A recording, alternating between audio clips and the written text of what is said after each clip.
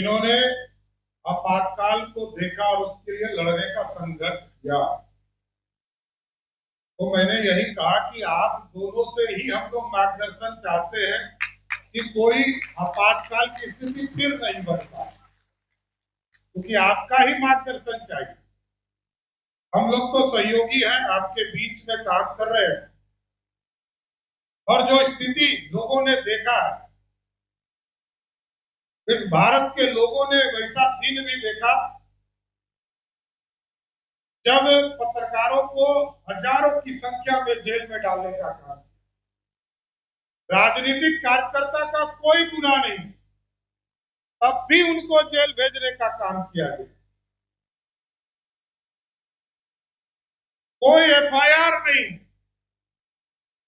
इसके बावजूद भी लोगों को जेल भेजने का काम किया गया। और क्योंकि सत्ता बचानी थी, कांग्रेस पार्टी एक ऐसी पार्टी की सरकार रही इस देश में जिसने 150 बार राष्ट्रपति शासन दूसरे गैर कांग्रेसियों की सरकार को हटाकर राष्ट्रपति शासन लगाने का काम किया। और आज देश के यशस्वी प्रधानमंत्री नरेंद्र मोदी जी के नेतृत्व में ये भारत लगातार बढ़ रहा है। बहुत लोगों को अच्छा नहीं लगता, इसमें कहां बहुमत है। कांग्रेस पार्टी हो या राष्ट्रीय जनता दल हो या अन्य जो लाल झंडे की पार्टी है, उसका स्पष्ट तौर पर मानना है कि हमारे लिए संविधान है, हम जिस तरह बनाएंगे उसी तरह संविधान चलेगा। लेकिन बाबा साहब अंबेडकर ने जो संविधान बनाया, उस संविधान को आगे ले जाने का काम आज देश के यशस्वी प्रधानमंत्री आदरणीय नरेंद्र मोदी जी कर रहे हैं। लोगों ने वो दौर भी देखा जब एक एक संघ के कार्यकर्ताओं को जेल में डालने का काम किया गया, प्रेस की आजादी को समाप्त किया गया, और सत्ता में रहने के लिए इस देश में इमरजेंसी लगाने का काम किया। उस काले अध्याय को नई पीढ़ी नहीं जानती, इसमें कई दो मत। नई पीढ़ी को हमें बताना पड़ेगा कि जो लोग आज संविधान की किताब लेकर घूम रहे हैं, उनकी 3 पीढ़ियां 4 पीढ़ियां, चाहे वो सोनिया गांधी देश में सुपर पावर बन के रही हो, राजीव गांधी तो स्वयं प्रधानमंत्री थे, श्रीमती इंदिरा गांधी ने तो पूरी तरह इस देश में इमरजेंसी स्थापित करने का काम किया था, और उसके पहले भी लगभग 20 साल तक उन्हीं के दादाजी इस देश के प्रधानमंत्री हुआ करते थे। इसलिए आज जो संविधान की किताब लेकर घूम रहे हैं, वो सबसे ज्यादा संविधान को कुचलने वाले लोग थे। इससे बचकर रहना पड़ेगा। इसलिए आज सभी लोगों से यही आग्रह करूंगा, निवेदन करूंगा, आपातकाल की पूरी स्थिति को नीचे तक, एक एक गांव तक, एक एक चर्चा में लाना चाहिए। और आज प्रधानमंत्री जी के नेतृत्व में किस तरह लोकतंत्र स्थापित, और 11 साल में आप समझिए एक भी ऐसा प्रदेश नहीं है जहां जबरदस्ती कोई राष्ट्रपति शासन लगाने का काम किया गया। जरूरत के अनुसार वो भी 2-3 जगह पर जहां हम लोगों ने स्वयं ही राष्ट्रपति शासन लगाने का काम किया। फर्क स्पष्ट दिखता है। एक तरफ जबरदस्ती करने वाले लोग थे, और एक तरफ इस देश को महान बनाने में आज मोदी जी की सरकार लगी है। और आज भारत दुनिया में जो दिख रहा है, उसका मूल कारण है कि आज मोदी जी का नेतृत्व है। और मोदी जी के नेतृत्व में आप लोगों ने देखा किस तरह भारत की अर्थव्यवस्था जो 11वें स्थान पर खड़ी थी, आज यदि लोकतंत्र में सब लोगों का साथ मिला तो आज भारत की अर्थव्यवस्था 11वें स्थान से 4थे स्थान पर चला गया। ये मोदी जी करने का काम करो। इसलिए साथियों, सभी लोगों से आग्रह करूंगा कि सभी लोग इस जिले में भी कल से इस कार्यक्रम को 28 तक आदरणीय अध्यक्ष जी ने निर्देशित किया है। 28 तारीख तक सभी जिले में और प्रखंड लेवल पर भी इसकी चर्चा करने का काम कीजिए। आदरणीय मनोहर लाल खट्टर जी अपनी बातों को रखेंगे। आपातकाल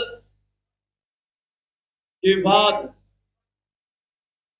लोकनायक जयप्रकाश नारायण जी के पाठशाला में बहुत लोग पढ़े, बहुत लोग निकले,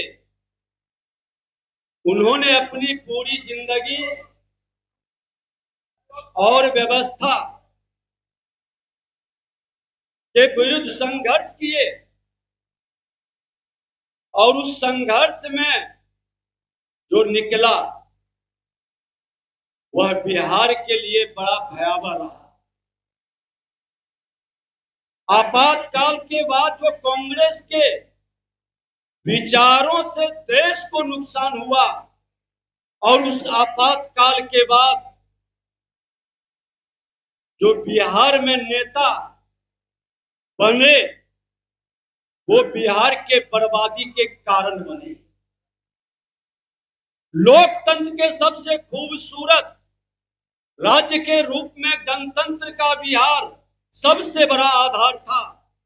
उस बिहार को जब कांग्रेस की तानाशाही के बाद गरीबों का झूठा मसीहा बन करके बिहार को खोखला और बर्बाद कर दिया और उसके जंगल राज जब गुंडा राज में तब्दील हुआ, बिहार के अंदर चहुओर जिस तरह से हत्या, अपहरण, लूट, बलात्कार का माहौल बना, लोकनायक जयप्रकाश नारायण जी की आत्मा भी सिसक रही होगी कि हमारे पाठशाला में पढ़ने वाला ये भ्रष्टाचारी, ये गुंडा राज स्थापित करने वाला मानसिकता का रोग लोकतंत्र का सिपाही नहीं हो सकता। ये राजतंत्र और तानाशाही, परिवारवाद, वंशवाद का हिटलर शाही चलाने वाला लोग लोकतंत्र का सेवक नहीं बन सकता। और दुर्भाग्य से अब कांग्रेस और राजद दोनों का कल्चर मिल चुका है।